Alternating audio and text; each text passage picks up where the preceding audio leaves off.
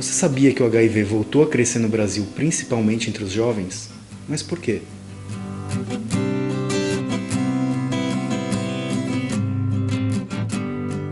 Nós paramos de educar as novas gerações em relação à AIDS. E o resultado disso qual foi?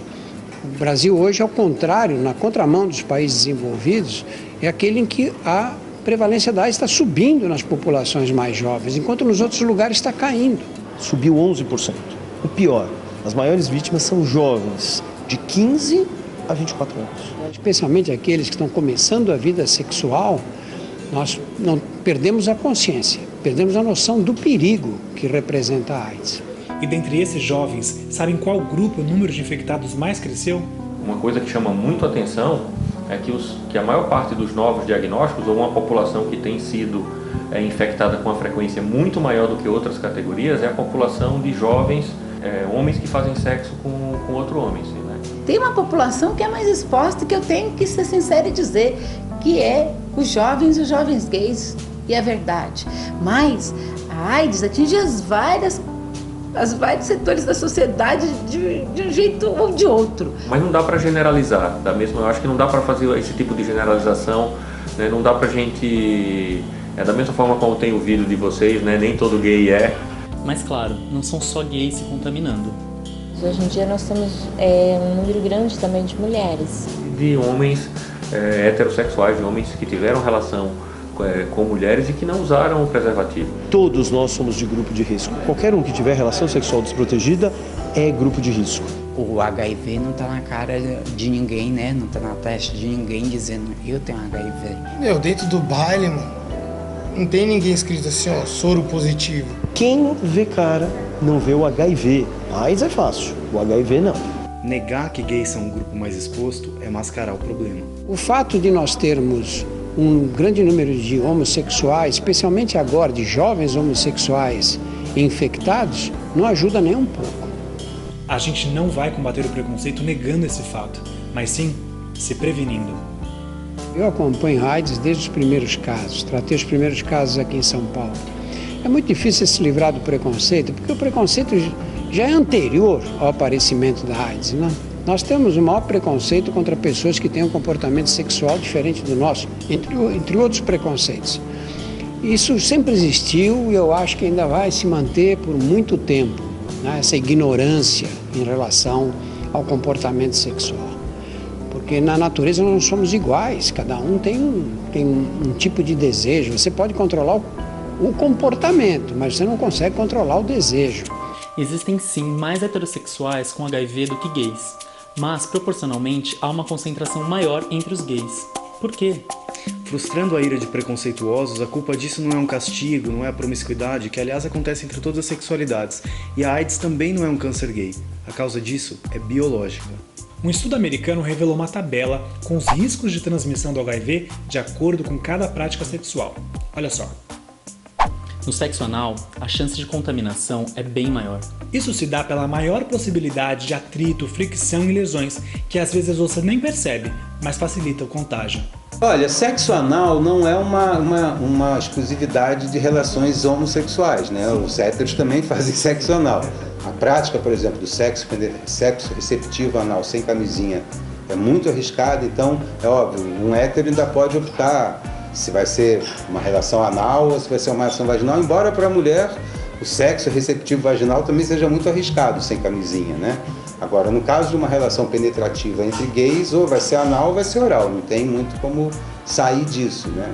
Ou eu posso estar sendo pouco criativo, né? Corre esse risco também. Lembrando que o peso da prática anal não exime a responsabilidade sobre sexo oral, vaginal ou qualquer modalidade sexual. Lembrando que sexo sem camisinha pode transmitir e contrair outras diversas DSTs. Ou seja, saber que uma prática sexual receptiva anal sem camisinha é a coisa mais perigosa que alguém pode fazer no sentido do risco de pegar HIV. Prática anal insertiva sem camisinha é muito perigoso, porém menos perigoso do que a receptiva. Sexo oral tem um risco, mas é menor ainda que os outros dois. Você que está preocupado, calma. Você não precisa ficar sem dor. Tem solução para isso, gente. Ufa, ele é passivo. Então a gente tem que ampliar o acesso à camisinha, ampliar o acesso a gel, fica mais sossegado, né? O gel ajuda todo mundo, seja relação vaginal, seja relação anal, o gel é uma coisa que pode estar ajudando no conforto, né, no conforto da relação, diminuir atrito, porque, é claro, se você tem um sexo mais violento, você pode ter mais ferida ou lesão, e isso aumenta o risco de qualquer DST. Então o gel sempre à base de água, não pode ser nenhum gel de base oleosa, porque senão estoura a camisinha, então todo gel é bom que seja à base de água. Que tem que usar camisinha, todo mundo sabe, mas por que tanta gente vem abrindo mão? Será que perdemos o medo da doença? Nós tivemos uma grande conscientização em relação à AIDS, especialmente a partir dos anos 90, porque naquela época não havia tratamentos e as pessoas morriam depois de um longo sofrimento. Então aquela imagem do doente com AIDS, caquético, emagrecido, cheio de infecções, era uma imagem muito forte que tinha um impacto grande, especialmente para aquelas pessoas que tinham comportamentos de maior risco. Com o aparecimento do tratamento de alta eficácia, que é o tratamento antiviral que nós temos hoje, essa imagem desapareceu, porque as pessoas infectadas tomam remédio e ficam como você e eu. A doença ela mudou de categoria, de uma doença que era 100% fatal para uma doença que vem se cronificando. É muito diferente do que foi nos anos 80, é muito diferente do nosso passado, de um passado que foi muito difícil para todos nós. Isso não quer dizer que seja fácil viver com HIV. Teve um lado negativo, infelizmente, que foi o das pessoas acharem que a AIDS não era mais um problema, que é só tomar remédio, que você, se pegasse, toma remédio que controla e você não morre mais. Tudo bem, tem a medicação, está evoluindo bem, né? Eles estão conseguindo ter uma vida super natural, né? Pode ir para balada, curtir, fazer academia, dançar, fazer o que quiser, namorar, beijar, tudo. Mas tem os efeitos colaterais. Exatamente, muita gente vive bem com HIV, mas será realmente tão simples conviver com a doença? O efeito colateral vai de pessoa para pessoa. Sim, graças a Deus meu organismo ele reagiu de uma forma assim que tipo é diferente, então eu não tenho muito efeito colateral. Em algumas pessoas te dá ânsia de vômito, e em outras pessoas ela dá tontura na cabeça, e em algumas pessoas dorme demais. Tem um risco maior de ter diabetes, de ter alterações no colesterol e no triglicérides, de ter alterações ósseas. Aí cada organismo reage de uma forma diferenciada. E o seu como reagiu? Através da tontura. Esquecer a camisinha um único dia pode te fazer ter que lembrar de tomar remédio todos os outros dias. Já pensou nisso? Imagine o quanto é difícil para a gente usar uma medicação 10 dias um antibiótico. Agora imaginou ter que tomar as medicações na dose certa, na hora certa, todos os anos da vida. A chance de você esquecer, de você pular a dose, ou daquele remédio fazer mal para o teu estômago, você ficar com náusea, ou ter vômito, ou ter diarreia, é muito grande. Que é muito dolorido mesmo você ver um adolescente pegar 8 comprimidos e tomar 8 comprimidos de uma vez só. E não dá para desistir.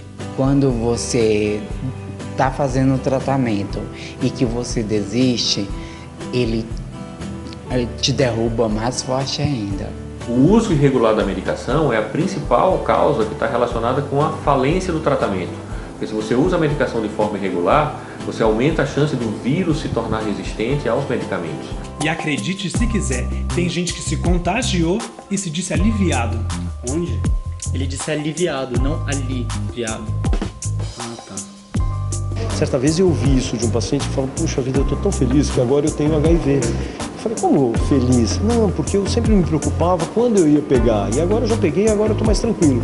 Agora que é a hora dele ficar muito mais atento. Não só porque ele pode contaminar outras pessoas, mas se ele tiver uma relação sexual com outra pessoa que tem HIV e que abandonou o tratamento, ou começou, parou e que tem um vírus resistente diferente de um vírus que ele tem, desenvolve doenças graves. Uma maneira de melhorar esses efeitos colaterais é um diagnóstico precoce.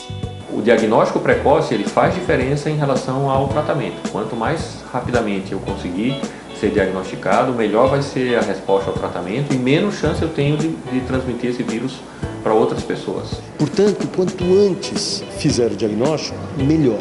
Quanto mais cedo, melhor. Por isso, faça o teste. Faz, viado! E hétero, bi, trans, lésbica, todo mundo, todo mundo. O primeiro passo é fazer o teste. Todo mundo que tem vida sexual ativa, que já transou alguma vez, precisa fazer a sorologia. Eu tô aqui no CRT da Vila Mariana e vou conversar agora com Gabriel Dornelas. Ele estava na fila para fazer o teste rápido. Gabriel, conta pra gente como estava a expectativa. A gente sempre fica nervoso, né? Qualquer exame que você faz, você fica nervoso. Exame de HIV, então, você fica mais nervoso ainda. As pessoas têm muita resistência para fazer o teste. É o medo, claro que é o medo. Eu tava quase botando um ovo lá dentro, não sei se você viu. Mas esse é um grande passo. Por quê? Porque você, se estiver infectado, você pode se tratar e parar de transmitir o vírus, né?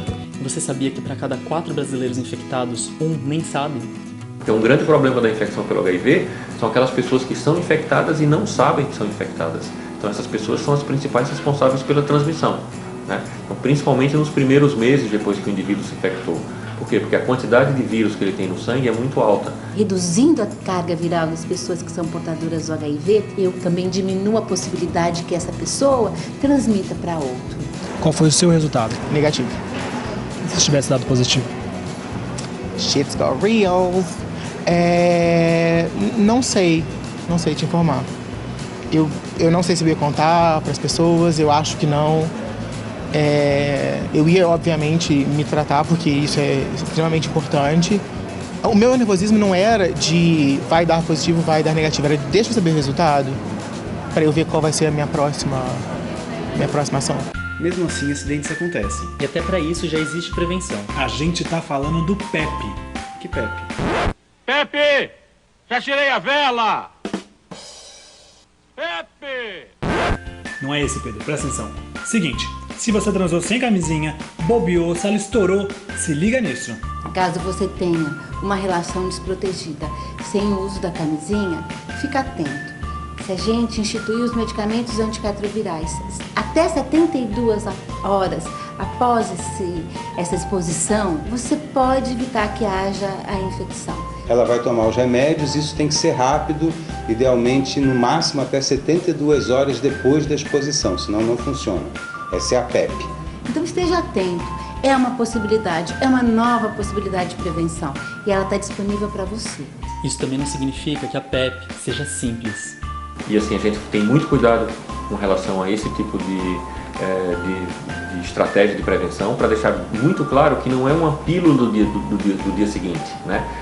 É um medicamento que vai ser utilizado durante um período prolongado de 28 dias, com uma incidência alta de efeitos colaterais, quer dizer, então não é uma coisa que pode ser banalizada. Vou transar porque no dia seguinte eu tomo um comprimido e acabou. Mas é importante, caso ela seja necessária, ela tem que estar disponível e é um direito das pessoas terem acesso à profilaxia pós-exposição sexual. É um direito que você tem, de não se infectar durante esse período.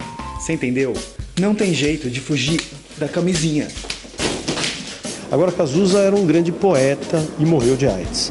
E num desses poemas ele dizia pro dia nascer feliz. Então, se a gente quer que o dia seguinte seja bom, nascer feliz, pra gente estar tranquilo, é acordar dizendo, não, eu transei com camisinha, não rompeu a camisinha, eu tô bem, eu tô tranquilo, portanto meu dia nasceu feliz. O Brasil revolucionou o tratamento da AIDS no mundo, né? Com essa coisa de distribuição gratuita da medicação. Puxa, a gente tem tudo aqui no Brasil para eliminar e não eliminamos. A gente tem os testes, a gente tem os medicamentos. Não adianta chorar, tem que usar camisinha. Muitos jovens estão mudando o destino das suas vidas por uma doença que poderia ser evitada pelo uso da camisinha.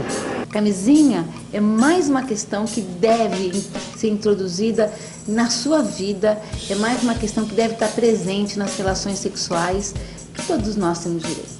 Ninguém está impedindo as pessoas de terem relação sexual, de terem as suas opções. Ninguém está discutindo isso. Isso é um direito de escolha das pessoas. Mas o que a gente está falando é que dentro desse direito de escolha, a gente também tem o direito de escolher se eu quero ficar doente ou não. Aí você querer viver. A vida continua. A vida continua.